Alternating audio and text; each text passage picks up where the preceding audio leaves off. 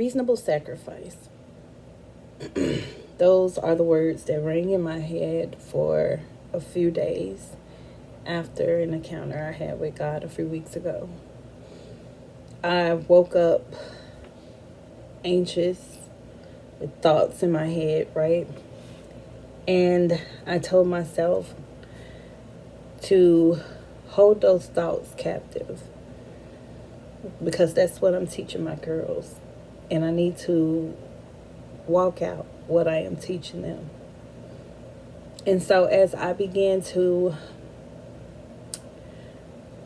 worship God, as I began to tell him how wonderful and how amazing he is, this very, I consider it to be an invasive thought came about.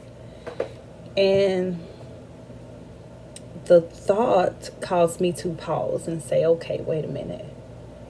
I need to test the spirit behind this and see, why am I thinking this thought?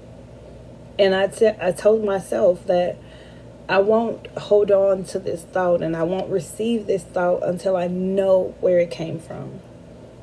And so as I continue to move forward and continue to thank God, these words came out of my mouth.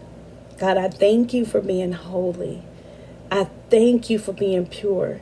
I thank you for being perfect. And I'm continuously repeating these things to God. And I realized that the thought he gave, that thought came from him. Although it was a piercing thought, it was a truth that I needed to hear to dethrone a lie that I believed, that I actually had been sharing with people. And so I was shocked. And it caused me to think about my past. And I said, God, how is it that you being a clean God, you being a pure God, you being a holy God, how is it that you desire to have a relationship with a woman that is so nasty, a woman that is so dirty, a woman that is so vile?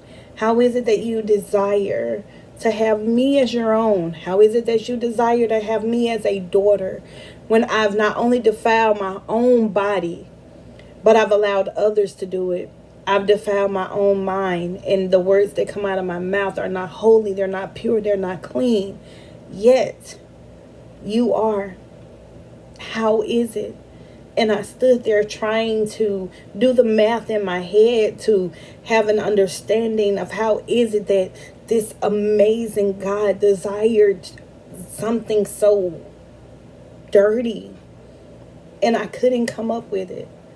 But in that moment, I was reminded as he began to tell me that it is my reasonable service to present myself to him as a living sacrifice, holy and acceptable to him. And I'm like, you want me as a sacrifice? You want this body, this mind, this mouth as a sacrifice to you? An unworthy sacrifice is what I considered it to be. An unworthy service, a not good enough service is what I considered it to be. And then he reminded me that he will do the cleansing, that he will renew my mind, that he will give me a new heart, a heart of flesh, that he would put his spirit inside of me that will cause me to not only follow his commandments, but to live according to his standards.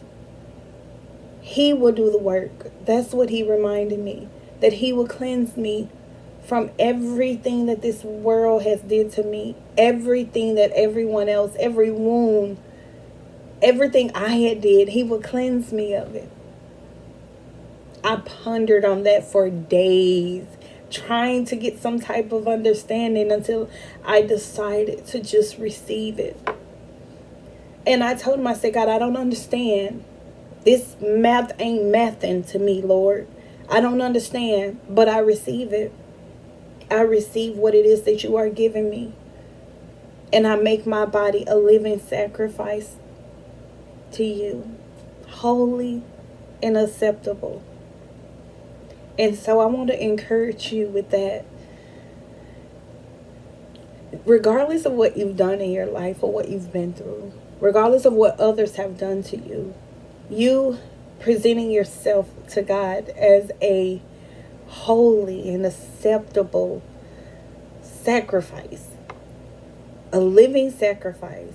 It's our reasonable service. Like the least we can do, right? It's what he desires. And the only explanation that I know, it has to be Jesus. That he sees us as worthy, living sacrifices. People, that he even accepts us. That he even wants us. It has to be Jesus. It has to be because of Jesus, right? And so, again, I want to encourage you that no matter what you've been through, no matter what you've endured, no matter how vile you think it is, God still considers you giving your life to him, you dedicating yourself to him as the reasonable service. So I pray right now that any fear that you may be dealing with, any pain or any thoughts that keep you from wanting to be in relationship with God will go away. I pray that you will have an encounter with God that will be mind-boggling like the one that I just experienced. I pray that you will get a chance to know him. I pray that you guys will get a chance to enjoy a journey with him. My name is Tequila, and this is my YouTube channel where I will be sharing with you guys my journey with God. We have a lot of catching up to do. I originally started this channel 3 years ago, and all of the videos got erased, but I decided that,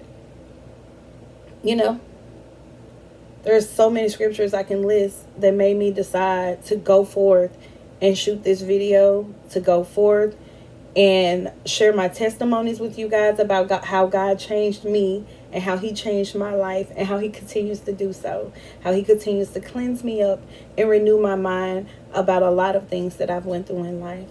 So I pray that this channel will encourage you. I pray that you'll be back, that we will be in conversation, that we will get a chance to do this journey together. I hope you have a nice day and see you next time.